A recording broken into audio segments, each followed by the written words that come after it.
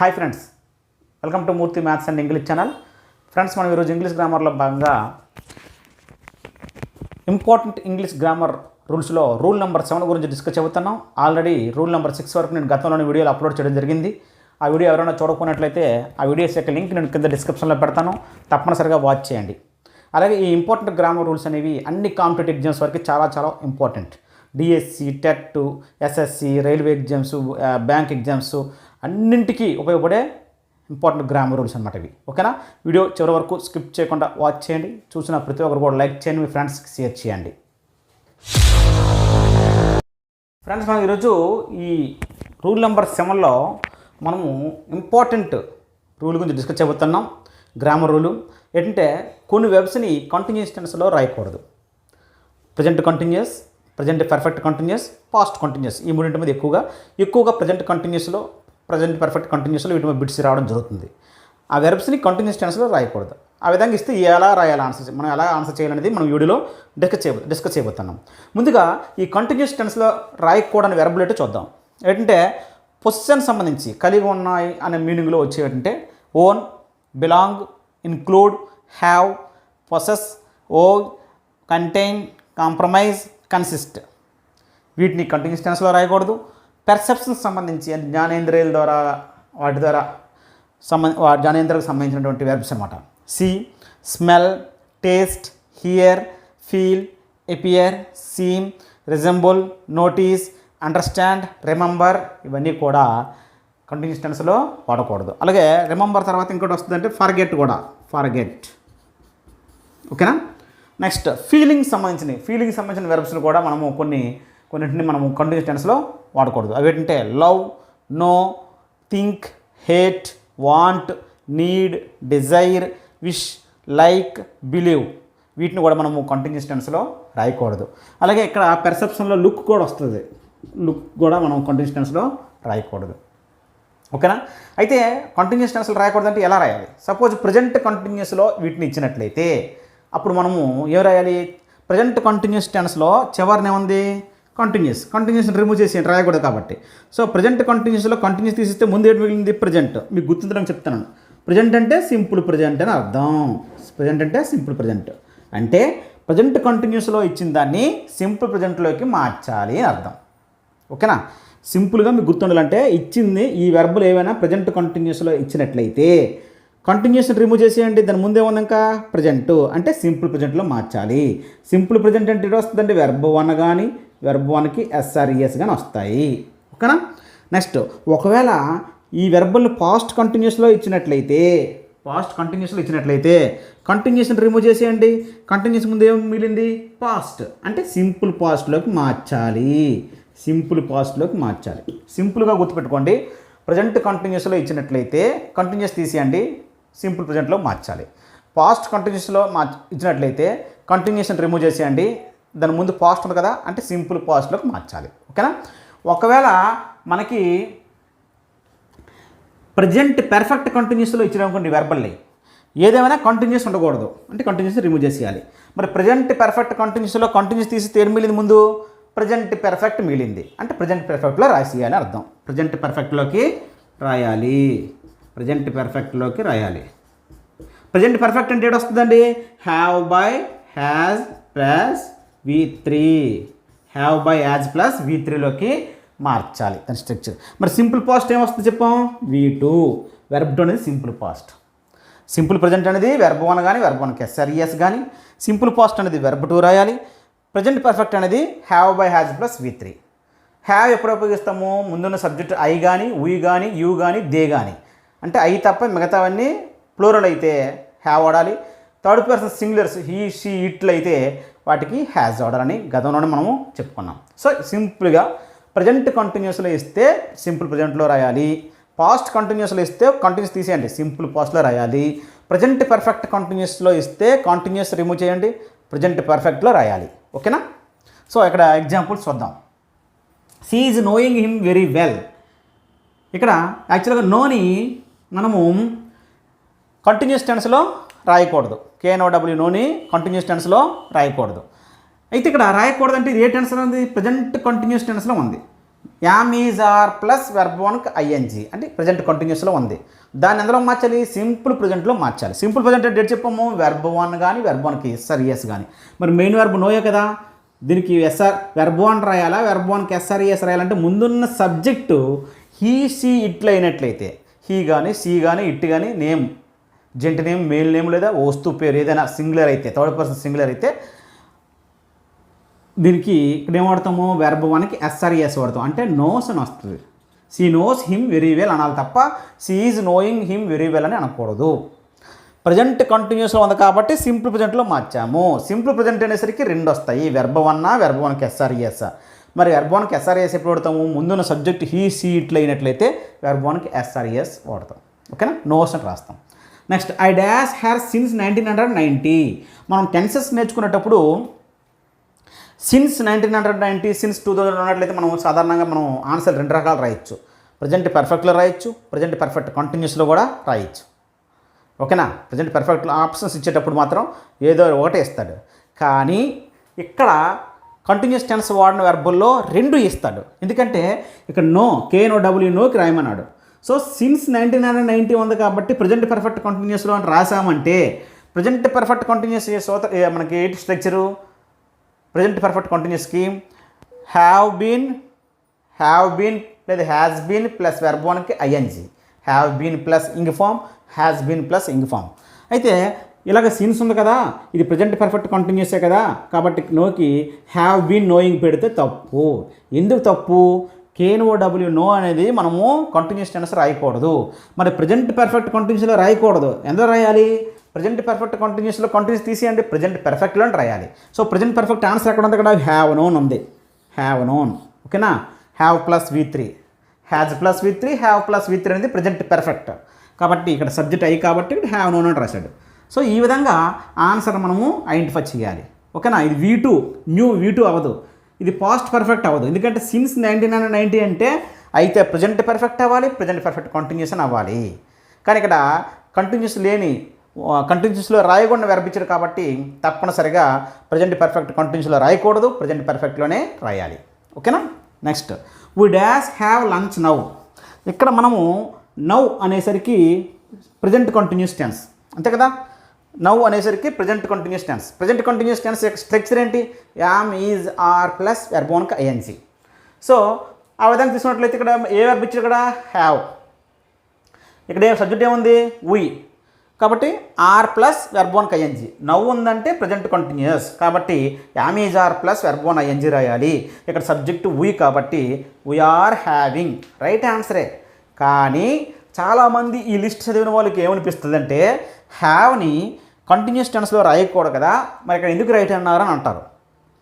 హ్యావ్ని ఇది continuous present కంటిన్యూస్లో రాయాల్సినప్పటికి కూడా rule ప్రకారంగా నవ్వు ఉంది కాబట్టి ప్రజెంట్ కంటిన్యూస్ అయినప్పటికి కూడా హ్యావ్ అనేది కంటిన్యూస్ టెన్స్లో రాయకూడదు కదా, మరి వీఆర్ హ్యావింగ్ ఎందుకు మీరు రైట్ ఇచ్చారు అంటే ఇక్కడ వీఆర్ హ్యావింగ్ లంచ్ అనేది మీనింగ్ ఇక్కడ మీకు చెప్పాను ఇందాకే. ఇందులో కొన్ని వెర్బ్స్ కంటిన్యూస్ టెన్స్లో వాడకూడదు కానీ కొన్ని సందర్భాల్లో వాడొచ్చు, ఎక్సెప్షన్స్ ఉన్నాయి, మీనింగ్ వేరప్పుడు. ఇక్కడ లంచ్ తింటున్నాము అని మీనింగ్ వచ్చేటప్పుడు తింటున్నాము ఈట్ అని మీనింగ్ వస్తుంది. ఇక్కడ వీఆర్ హ్యావింగ్ ఆ సందర్భాల్లో హ్యావ్ అని రాయొచ్చు. ఇంగ్ ఫామ్లో హ్యావ్ని ఎప్పుడు రాయకూడదంటే పొసెషన్ కలిగి ఉన్నాడు అనే మీనింగ్లో వచ్చేటప్పుడు మాత్రమే కంటిన్యూస్ టెన్స్లో రాయకూడదు తప్ప తింటున్నాము అనే మీనింగ్లో వచ్చేటప్పుడు వీఆర్ హ్యావింగ్ లంచ్ నౌ అని అనొచ్చు. ఓకేనా? నెక్స్ట్ అండి ఈ విధంగా వచ్చాయి. ఇప్పుడు కొన్ని బిట్లు మనం ప్రాక్టీస్ చేద్దాం. ఎక్సెప్షన్స్ ఎక్కడ ఉన్నాయో కూడా చూద్దాం. కొన్నింటికి రెండు వాడచ్చు అని చెప్పాం, కంటిన్యూస్లో వాడచ్చు, కంటిన్యూస్లో కూడా రాయకుండా రాయొచ్చు. అప్పుడు మీనింగ్స్ ఏ తేడా వస్తాయి అనేది ఇప్పుడు డిస్కస్ చేద్దాం. ఎగ్జాంపుల్ చూడండి friends, this book is belonging to మీ.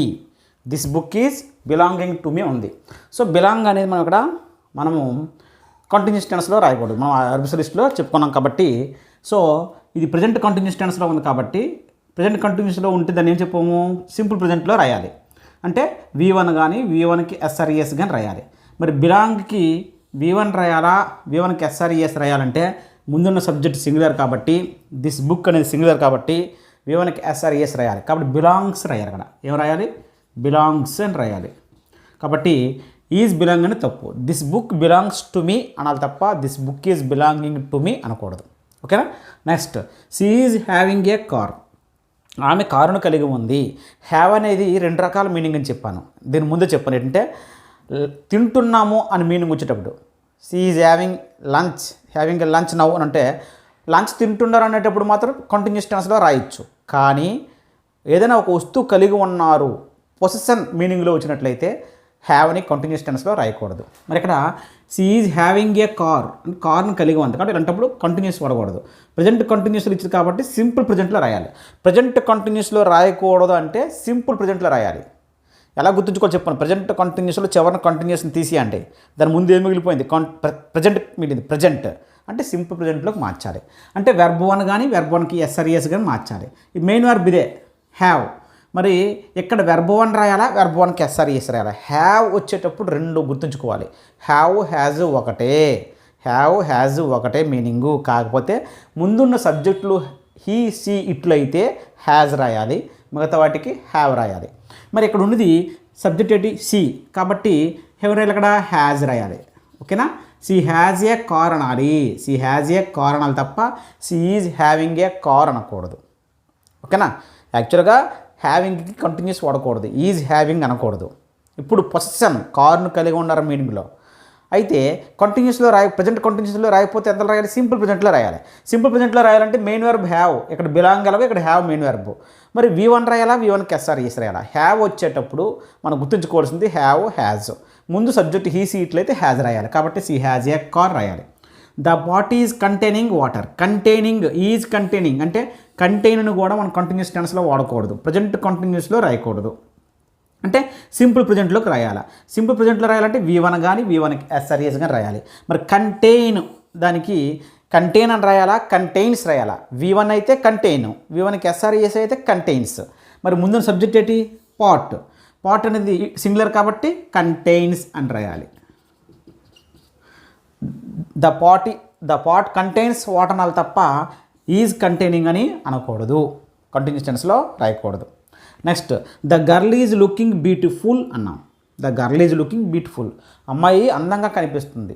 అందం గురించి ఒక వ్యక్తి యొక్క ఎలా ఉన్నాడు, అందంగా ఉన్నారా, అందంగా లేరా, హైట్గా ఉన్నాడా, మొట్టమొదటి ఆ వ్యక్తి యొక్క క్వాలిటీ గురించి చెప్పేటప్పుడు ఆ సందర్భంలో లుక్ని వాడేటప్పుడు కంటిన్యూస్లో రాయకూడదు. మరి ఇక్కడ ఈజ్ లుకింగ్ రాయకూడదు అంటే ప్రజెంట్ కంటిన్యూస్లో రాయకూడదు.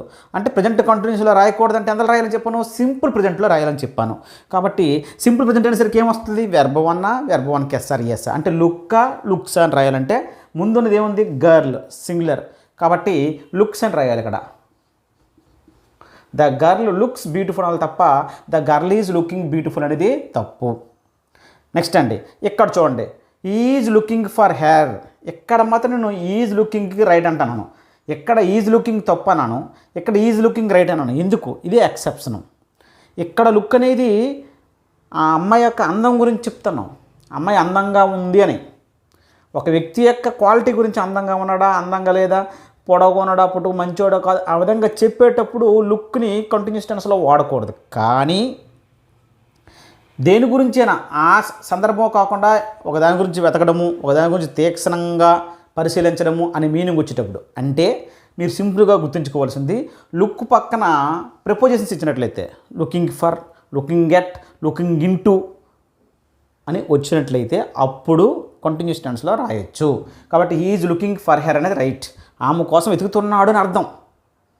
అంతేగాని ఆమె ఎలా ఉందో చెప్పట్లేదు ఇక్కడ. ఆమె అందంగా ఉందా లేదా, అందంగా లేదా, పొడవుగా ఉందా అని ఆమె క్వాలిటీ గురించి చెప్పలేదు. అలాంటప్పుడు లుక్ అనేది మనము కంటిన్యూస్ టెన్స్లో రాయకూడదు. కానీ ఇక్కడ ఏంటంటే ఆమె గురించి వెతుకుతున్నాడు, ఈ విధంగా లుక్ తర్వాత ఒక ప్రిపోజిషన్ ఇచ్చినట్లయితే looking for, looking at, looking into అని ఇచ్చినప్పుడు కంటిన్యూస్ టెన్స్లో రాస్తే రైటు. ఓకేనా, అది తప్పు కాదు. నెక్స్ట్ అండి I am feeling that you are right. ఫీల్ని కూడా ఇక్కడ మనము కంటిన్యూస్ టెన్స్లో రాయకూడదు. అంటే నువ్వు చెప్పింది నిజమని నేను భావిస్తున్నాను పెర్సెప్షన్ అనే ఫీలింగ్ అనే మీనింగ్ వచ్చేటప్పుడు ఫీల్ని కంటిన్యూస్ టెన్స్లో రాయకూడదు. అంటే పెర్సెప్షన్ మీనింగ్ వచ్చేటప్పుడు కంటిన్యూస్ టెన్స్లో రాయకూడదు. అంటే ఇక్కడ యామ్ ఫీలింగ్ రాయకూడదు. మరి ప్రజెంట్ కంటిన్యూస్లో రాయకపోతే సింపుల్ ప్రజెంట్లో రాయాలా. సింపుల్ ప్రజెంట్ అంటే ఫీల్ రాయాలా, ఫీల్స్ రాయాలా. ఈ ముందున్నది ఏముంది ఇక్కడ ఐ, హీ షీట్లు ఉంటేనే వెర్బ్ 1కి ఎస్ఆర్ఈఎస్ వాడాలి. ఐ ఉన్నప్పుడు ఎస్ఈఎస్ వాడకూడదు. సింగులర్ అంటే ఎస్ఆర్ఈఎస్ వాడ కాదు. ఇక్కడ ఎక్సెప్షన్ అంటే సింపుల్ ప్రజెంట్లో V1కి SRES, V1కి SRES ఎప్పుడు వాడుతాం అంటే ముందున్నది హీ షీ ఇట్లు అయితేనే, అయి ఉన్నప్పుడు మళ్ళీ వెర్బ్ అనే వాడాలి. కాబట్టి యామ్ ఫీలింగ్ బదులుగా ఏం వాడాలి, ఫీల్ వాడాలి. I feel that you are right అనాలి. I feel that you are right అని అనాలి. ఓకేనా. Next, the doctor was feeling his pulse, ఇది రైట్ అంటాను. ఇక్కడేమో యామ్ ఫీలింగ్ తప్పు అన్నాను, ఇక్కడేమో వాజ్ ఫీలింగ్ రైట్ అన్నాను. The doctor was feeling his pulse అన్నాను. ఎక్కడ ఫీల్కి కంటిన్యూస్ టెన్స్ రైటు, ఎందుకంటే ఎక్కడ మీనింగ్ ఏంటంటే వాజ్ ఫీలింగ్ అనేది ఎగ్జామిన్ చేయడం అని మీనింగు, అంటే పరీక్షించడము. సో డాక్టర్ అతని పల్స్ని ఎగ్జామిన్ చేస్తున్నాడు అని అర్థం. కాబట్టి ఈ సందర్భంలో రైట్ ఆన్సరు. కానీ పెర్సెప్షన్ మీనింగ్లో నువ్వు చెప్పిందే రైట్ అని భావిస్తున్నాను అనే మీనింగ్లో మాత్రం కంటిన్యూస్ టెన్స్లో రాయకూడదు. కానీ ఎగ్జామిన్ చేస్తున్నాడు, పరీక్షిస్తున్నారు అనే మీనింగ్లో మాత్రం the doctor was feeling is false అనేది right answer. Next, she was feeling for the electric switch in the dark. ఇక్కడ కూడా షీ వాజ్ ఫీలింగ్ రైటే అంటున్నాను, ఇక్కడ కంటిన్యూస్ టెన్స్లో రాయాలన్నాను. ఎందుకంటే కంటిన్యూస్ టెన్స్లో రాయడం రైటే అన్నాను, ఎందుకంటే చీకట్లో కూడా ఒక ఎలక్ట్రిక్ స్విచ్ కోసం అతను కనుక్కోవడానికి ట్రై చేస్తుండని ఎక్కడ ఉందని, అంటే ఫైండ్ అవుట్ సంథింగ్ అని మీనింగ్లో వచ్చేటప్పుడు మాత్రం వాజ్ ఫీలింగ్ కంటిన్యూస్ టెన్స్లో రాయొచ్చు. She was feeling for the electric switch in the dark, అంటే చీకట్లో స్విచ్ ఎక్కడ ఉందో అని వెతుకుతున్నాడు అనమాట, ఫైండ్ అవుట్. అలాంటి మీనింగ్లో షీ వాజ్ ఫీలింగ్ అనేది రైట్ ఆన్సర్. అలాగే the doctor was feeling is falls, exam అనే మీనింగ్లో రైట్ ఆన్సర్. ఓకేనండి. ఇలాంటి ఎక్సెప్షన్స్ ఉంటాయి. నెక్స్ట్ అండి, we are seeing with our eyes, అంటే మన కళ్ళతో చూస్తాము. సో ఇది మనము ఈ పెర్సెప్షన్ సంబంధించి అది కంటిన్యూస్ టెన్స్లో రాయకూడదు. కాబట్టి ఆర్ సీయింగ్ అనేది తప్పు. మరి ఏం రాయాలి, ప్రజెంట్ కంటిన్యూస్ కాబట్టి సింపుల్ ప్రజెంట్లో రాయాలి. అంటే V1 కానీ V1కి SRES రాయాలి. మరి ఇక్కడ ఉంది కదా, ఏం రాయాలి, V1 రాయాలి. ఉంది కాబట్టి V1 రాయాలి, సి అనాలి. ఇక్కడ ఈ సీట్లు ఉంటే సీస్ అంటాం, ఉంది కాబట్టి see. We see with our eyes అనాలి తప్ప we are seeing with our eyes అని అనకూడదు. ఓకేనా. Next, I am seeing her singing in the bedroom. ఆమె బెడ్రూమ్లో పాట పాడుతున్నాను నేను చూశాను మీనింగ్ వచ్చేటప్పుడు మాత్రము కంటిన్యూస్ టెన్స్లో రాయకూడదు. సో యామ్ సీయింగ్ అనేది తప్పు. మరి యామ్ సీయింగ్ రాయినప్పుడు ప్రజెంట్ కంటిన్యూస్ కాబట్టి సింపుల్ ప్రజెంట్లో రాయాలి. V1కి SRES అంటే ముందు అయ్యి ఉన్న V1 రాయాలా, ఈ సీట్లుంటేనే V1కి SRES రాయాలా. మరి అయ్యింది కాబట్టి V1 రాయాలి. ఏం రాయాలి, see. I see her singing in the bedroom అనాలి. I see her singing in the bedroom అనాలి, సి రాయాలి అక్కడ. ఇక్కడ చూడండి, ఈ సీయింగ్ మీ టుడే అంటే ఇక్కడ మీనింగ్ ఏంటంటే అతను నన్ను ఈరోజు కలుస్తున్నాడు అని మీనింగ్. అంటే మీట్ బై అపాయింట్మెంట్ తీసుకొని కలిస్తే మీకు చెప్పండి టెన్సెస్లో పర్టికులర్గా భవిష్యత్తులో జరిగే ఫ్యూచర్ ప్లాన్ అనేది పర్టికులర్గా కన్ఫర్మ్ అయినట్లయితే, రేపు పలానా దగ్గరికి వెళ్తున్నాము, పలానా వారిని కలుస్తున్నాము అని కన్ఫర్మ్ అయినట్లయితే దాని ప్రజెంట్ కంటిన్యూస్లో కూడా చెప్పొచ్చు అని చెప్పాం. అయితే ఇక్కడ సీయింగ్ అని మీనింగ్ ఏంటంటే కలుస్తున్నాము, రేపు మీట్ అవుతున్నాం అనే మీనింగ్ అనమాట. కాబట్టి ఇలాంటి సందర్భాల్లో ఈ సీయింగ్ మీ టుడే అని చెప్పొచ్చు. ఓకేనా. చూస్తున్నాము అని మీనింగ్, చూడడం అనే మీనింగ్లో వచ్చేటప్పుడు మాత్రమే సీకి కంటిన్యూస్ టెన్స్లో రాయకూడదు. కానీ కలుస్తున్నాము, మీట్ అవుతున్నాం అనే మీనింగ్లో right answer. His elder brother ఈ సీయింగ్ ద గవర్నర్ టుమారో. అతని యొక్క ఎల్డర్ బ్రదర్ రేపు గవర్నర్ని కలుస్తున్నాడు, అపాయింట్మెంట్ తీసుకున్నాడు. ఓకేనా. అంటే మీట్ బై అపాయింట్మెంట్ అంటే అపాయింట్మెంట్ తీసుకుని రేపు కలుస్తున్నారు అని మీనింగ్లో అప్పుడు ప్రజెంట్ కంటిన్యూస్ టెన్స్ రాయొచ్చు. మీరు అనొచ్చు, సార్ ఇక్కడ టుమారో ఉంది కదా, రేపు కలుస్తున్నారంటే ఫ్యూచర్ టెన్స్. రేపు జరగబోయేది కూడా ఫ్యూచర్ ప్లాన్ కూడా కన్ఫామ్గా జరిగినట్లయితే, జరిగే అవకాశం ఉన్నట్లయితే ప్రజెంట్ కంటిన్యూస్లో కూడా రాయొచ్చు అని చెప్పాను. ఓకేనా. కాబట్టి ఈజ్ ఎల్డర్ బ్రదర్ ఈ సీయింగ్ ద గవర్నర్ టుమారో, ఇక్కడ కూడా మీట్ అనే మీనింగ్ వస్తుంది. ఇక్కడేమో చూడడము, ఇక్కడేమో కలవడము అని మీనింగ్ వస్తుంది. కాబట్టి ఇక్కడ కంటిన్యూస్ టెన్స్ రాయొచ్చు. చూడడం అని మీనింగ్ వచ్చినప్పుడు కంటిన్యూస్ టెన్స్ రాయకూడదు. నెక్స్ట్ అండి, this is tasting sweet. Taste యాక్చువల్గా కంటిన్యూస్ టెన్స్లో రాయకూడదు. ఎప్పుడు ఒక వస్తువు, ఒక పదార్థము పలానా టేస్ట్గా ఉంది, లేదా రుచిగా ఉంది, స్వీట్గా ఉంది, పుల్లగా ఉంది, చేదుగా ఉంది అని చెప్పేటప్పుడు, దాని టేస్ట్ గురించి చెప్పేటప్పుడు ఆ ఐటెం పేరు స్టార్టింగ్లో ఉంటుంది, దాని టేస్ట్ గురించి చెప్పేటప్పుడు మాత్రం కంటిన్యూస్ టెన్స్ రాయకూడదు. ప్రజెంట్ కంటిన్యూస్లో ఉండేటప్పుడు దాన్ని ఏమైనా సింపుల్ ప్రజెంట్లో రాయాలి. V1 కానీ V1కి SRES కానీ. మరి టీ అనేది సింగులర్ కదా, ఇట్ కదా, కాబట్టి V1కి SRES టేస్ట్స్ అని రాయాలి. ఏం రాయాలి, tastes. This tea taste sweet అనాలి, అంతేగాని ఈజ్ టేస్టింగ్ అనకూడదు. ఇక్కడ ఎక్సెప్షన్ చూడండి, is tasting the milk pudding అంటే అతను పాల యొక్క పాయసాన్ని రుచి చూస్తున్నాడు. అంటే ఒక వ్యక్తి రుచి చూస్తున్నాడు అని మీనింగ్ వచ్చేటప్పుడు మాత్రం కంటిన్యూస్లో రాయొచ్చు టేస్ట్ని. కానీ ఒక వస్తువు యొక్క రుచి గురించి చెప్పేటప్పుడు మాత్రం కంటిన్యూస్లో చెప్పకూడదు. ఆ ఐటెం ముందు ఉంటుంది, అప్పుడు టేస్ట్ వస్తే అక్కడ కంటిన్యూస్లో రాయకూడదు. అలా కాకుండా ఒక పర్సన్ టేస్ట్ చూస్తున్నాడు అని చెప్పేటప్పుడు మాత్రం కంటిన్యూస్లో రాయొచ్చు. Is tasting the milk pudding. ఓకేనా. Next I am loving her. ఇక్కడ అసలు లవ్ని కంటిన్యూస్ టెన్స్లో రాయకూడదు. అంటే ప్రజెంట్ కంటిన్యూస్లో రాయకూడదు, సింపుల్ ప్రజెంట్లో రాయాలి. మరి లవ్ రాయాలా, లవ్స్ రాయాలంటే ముందు అయ్యి ఉంది. అయ్యి ఉంటే ఏం రాస్తాము? V1 రాస్తాం. హీ సీట్లయితేనే V1కి SRES రాస్తాం. మరి ఐకి V1 రాస్తాం. కాబట్టి లవ్ అని రాయాలి. ఐ లవ్ హెర్ అనాలి, ఐ లవ్ హెర్ అనాలి. ఓకేనా. ఐ ఆమ్ లవింగ్ హెర్ అని అనకూడదు. ఓకేనా. నెక్స్ట్ చూడండి friends, the flower is smelling sweet.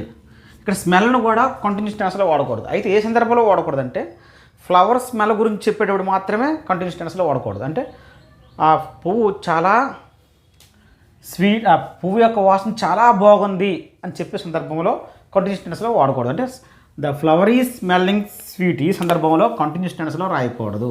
అంటే ప్రజెంట్ కంటిన్యూస్లో రాయకూడదు, అంటే సింపుల్ ప్రజెంట్లో రాయాలి. అంటే V1కి SRES రాయాలి. ఇక్కడ ఫ్లవర్ ఇట్ కాబట్టి సింగులర్ కాబట్టి స్మెల్స్ అని రాయాలి. ద ఫ్లవర్ స్మెల్స్ స్వీట్ అనాలి. ఓకేనా. నెక్స్ట్ దాని ఎక్సెప్షన్ చూడండి, ఈజ్ స్మెల్లింగ్ ద ఫ్లవర్.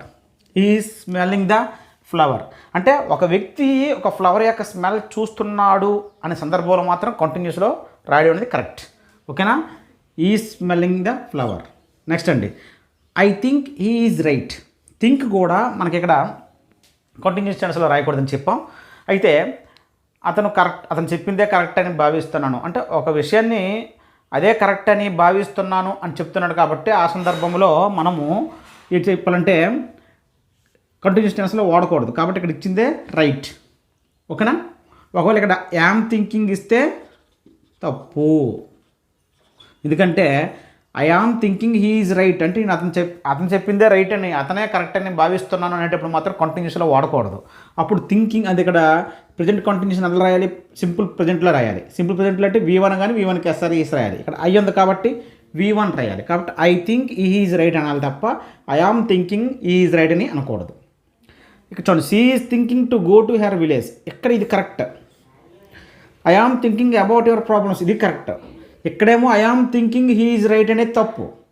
కానీ she is thinking to go to her village అనేది కరెక్ట్. ఎందుకనంటే ఇక్కడ కన్సిడర్ అండ్ మీనింగ్లో అంటే ఒక విషయం గురించి తీవ్రంగా ఆలోచిస్తూ ఉంటే అప్పుడు మాత్రం కంటిన్యూస్ టెన్స్లో చెప్పాలి. She is thinking to go to her village అంటే ఆ యొక్క విలేజ్ వెళ్ళడం కోసం బాగా తీవ్రంగా ఆలోచిస్తుంది, అదే విషయాన్ని పరిగణలోకి తీసుకుంటూ కన్సిడర్ చేస్తుందని. ఒక విషయం గురించి తీవ్రంగా ఆలోచిస్తున్నప్పుడు మాత్రం కంటిన్యూస్ టెన్స్లో రాయొచ్చు. కానీ జస్ట్ నువ్వు నీదే కరెక్టు, నువ్వే రైట్ అని భావిస్తున్నాను అని చెప్పేటప్పుడు మాత్రం ఐ థింక్ అనాలి తప్ప ఐ ఆమ్ థింకింగ్ అని అనకూడదు. ఓకేనా. Next I am thinking about your problems. నేను ఈ ప్రాబ్లమ్స్ గురించి నేను ఆలోచిస్తున్నాను, తీవ్రంగా ఆలోచిస్తున్నాను. అటువంటి సందర్భంలో మాత్రం కంటిన్యూస్ టెన్స్లో రాయడం అనేది కరెక్ట్. ఓకేనా. ఈ రెండు సందర్భాలు రైట్. కానీ I am thinking he is right అనేది తప్పు. I am thinking he is right అనేది రాంగ్. ఎందుకంటే నువ్వు చెప్పిందే రైట్, నువ్వే రైట్ అని నేను భావిస్తున్నాను అనేటప్పుడు మాత్రము కంటిన్యూస్లో రాయకూడదు. ఇది ప్రజెంట్ కంటిన్యూస్ కాబట్టి V1 లేదా V1కి SRES రాయాలి. ఐ ఉంటే V1 రాయాలి. ఐ థింక్ ఈజ్ రైట్ అనాలి. కానీ ఒక విషయం గురించి తీవ్రంగా ఆలోచిస్తున్నారు అనే సందర్భంలో మాత్రం ఆ ఊరు వెళ్ళడం కోసం ఆమె తీవ్రంగా ఆలోచిస్తుంది. ఆ ప్రాబ్లమ్స్ అతని యొక్క ప్రాబ్లమ్స్ గురించి నేను బాగా తీవ్రంగా ఆలోచిస్తున్నాను అని చెప్పారు కాబట్టి ఇక్కడ I am thinking she is thinking అనేది కరెక్ట్ ఆన్సర్. ఓకేనా. ఈ ఎక్సెప్షన్స్ చూసుకోవాలి. అంటే ఇంకేట్లేదండి, ఈ స్టేటివ్ వెర్బ్స్ కొన్ని సందర్భాలలో కంటిన్యూస్ టెన్స్లో వాడడం, ఆ సందర్భాలు వాటిని స్టేటివ్ వెర్బ్స్ అంటాము. కానీ కొన్ని సందర్భాలలో ఎక్సెప్షన్స్ ఉంటాయి, వాటి మీనింగ్ బట్టి అవి కంటిన్యూస్ టెన్స్లో వాడచ్చు, అవి డైనమిక్ వెర్బ్స్గా పనిచేస్తాయి. అంతే తేడా. ఓకేనా. He has been loving her for 10 years. ఇక్కడ చూడండి, ఇక్కడ లవ్ని కంటిన్యూస్ టెన్స్లో వాడకూడదు. అంటే ఇది ప్రజెంట్ పర్ఫెక్ట్ కంటిన్యూస్లో ఉంది. Have been plus ing form, has been plus ing form. Present perfect కంటిన్యూస్లో ఇచ్చినట్లయితే ఎందులో రాయమనం? కంటిన్యూస్ తీసేయండి, ప్రజెంట్ పర్ఫెక్ట్లో రాయమనం. అంటే have by has plus V3 రాయాలి. మరి have by has plus V3 రాయాలంటే ఇక్కడ ఏముంది?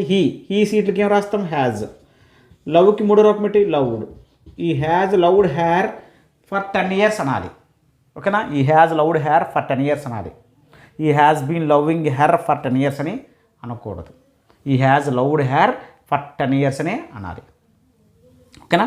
ఇప్పుడు సింపుల్ లాజిక్ ఏంటంటే ఇంతవరకు నేర్చుకుంది ప్రజెంట్ కంటిన్యూస్లో కానీ ఈ వెర్బ్స్ ఇచ్చినట్లయితే రాయకూడదు అని మనం డిసైడ్ అయిన తర్వాత, అది కంటిన్యూస్లో రాయకూడదు అని డిసైడ్ అయిన తర్వాత ఇక్కడ కంటిన్యూస్ని రిమూవ్ చేస్తే ఏమి మిగిలింది ప్రజెంట్, అంటే సింపుల్ ప్రజెంట్లో రాయాలి.